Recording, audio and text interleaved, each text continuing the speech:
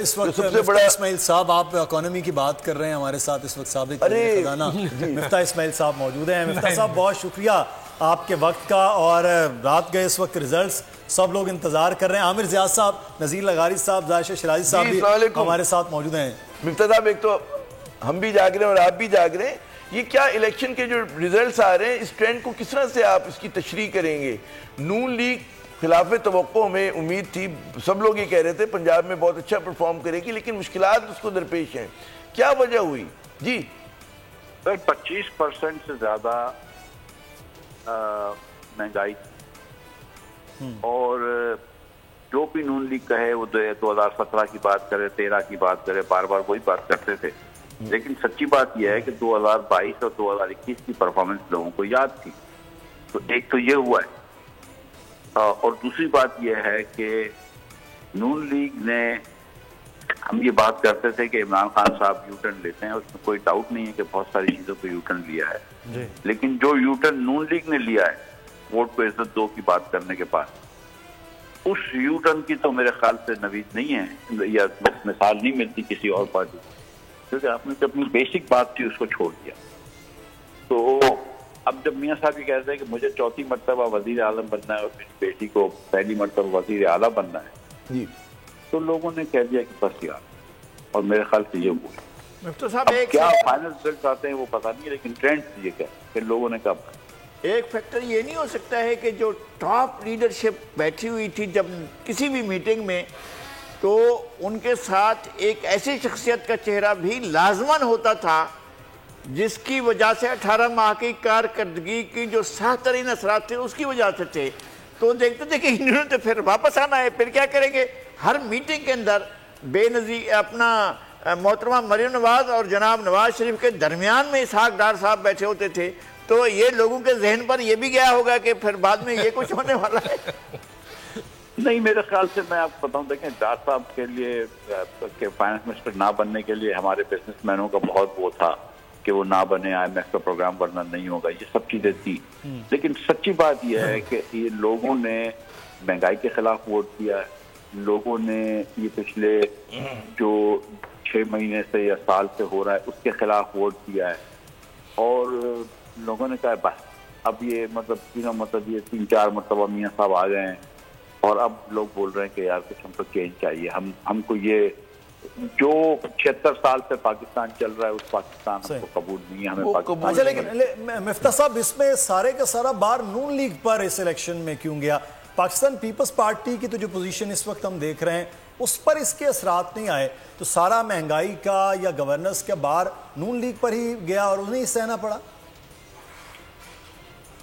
دیکھیے, ایک P M کی بھی جو لیڈ جماعت تھی وہ نون لیگ تھی, اور جو ووٹ کو عزت دو والی مہم چلا رہی تھی جماعت وہ بھی نون لیگ تھی, اور اگلی حکومت جو آنے والی جماعت ہے وہ بھی نون لیگ ہی ہے شاید, یا تھی یا ہے.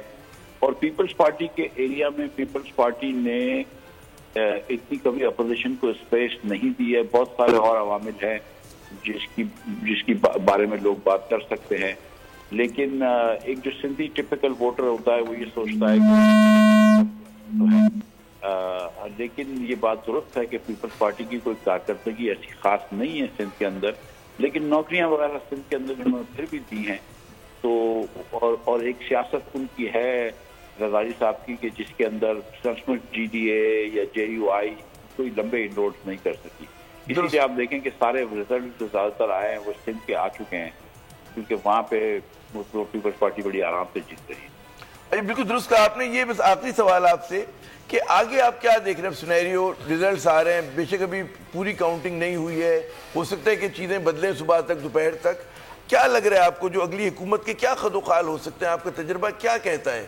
آپ ایک مخلوط حکومت دیکھ رہے ہیں, کیونکہ ڈیسائسو وکٹری تو کسی کو آتی بھی نظر نہیں آ رہی ہے, اور وہ اگر مخلوط ہوئی تو اس میں نون لیگ کا کیا کردار ہوگا, اور کون نون لیگ کی طرف سے لیڈ کر رہا ہوگا اس کو؟ نون لیگ کے لیڈران کے جب بیانات ہم سنتے تھے تو وہ تو یہ کہہ رہے تھے کہ ہم سمپل میجورٹی سے جیتنا چاہتے ہیں یا اس سے بھی زیادہ میجورٹی سے جیتیں گے, ہم اور لوگوں کو ساتھ لے لیں گے, لیکن ہمیں میجورٹی چاہیے. تو وہ تو یہ مانگ رہے تھے.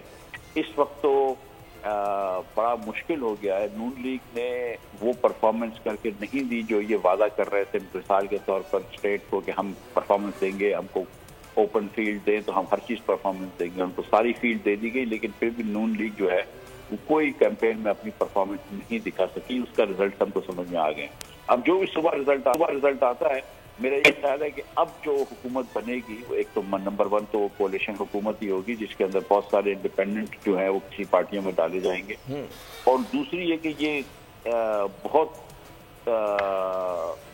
देर पा या बहुत मजबूत हुकूमत नहीं होगी, क्योंकि अब जो फ्रैक्चर्ड मैंडेट था जो 18 में हमको था कि 18 में भी जब खान साहब आए थे और थोड़ी बेसाखियों के साथ आए थे और थोड़ी RTS बंद होने पे आए थे, तो आज भी यही हुआ है कि रिजल्ट बंद हो गए।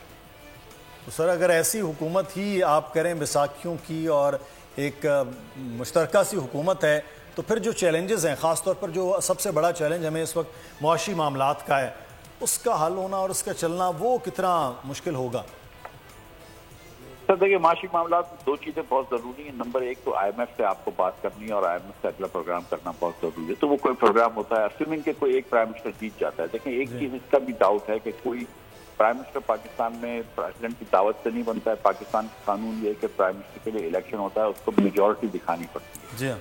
आपका ये इलेक्शन होते रहेंगे जब तक कि किसी एक को मेजॉरिटी ना हो। अगर ऐसा होता है और 2, 3, 4, 8, 6, 8 वोट हो जाते हैं, 15 दिन निकल जाते हैं और किसी की मेजॉरिटी नहीं होती, तो एक और सियासी बहरान हो सकता है। उसके बाद फिर कुछ भी हो सकता है। लेकिन चलो ये अस्यूमिंग के ये नहीं होता और अस्यूमिंग के मुस्लिम लीग एक मखलूद हुकूमत बना लेती है, शायद पीपल्स पार्टी के साथ या शायद दीगर पार्टियों के साथ, तो उसके बाद पहली जो काविंग करनी पड़ेगी उस हुकूमत को, वो ये करना पड़ेगा कि वो जल्दी से IMF का रिफॉर्म करे। और मैं समझता हूँ कि उस हुकूमत का अखलाकी फर्ज ये होगा कि एक रिफॉर्म करने के बाद 1-8 साल के अंदर या 2 साल के अंदर फिर वो वापस से इलेक्शन में चली जाए और अपना मैंडेट फिर से लोगों से ले।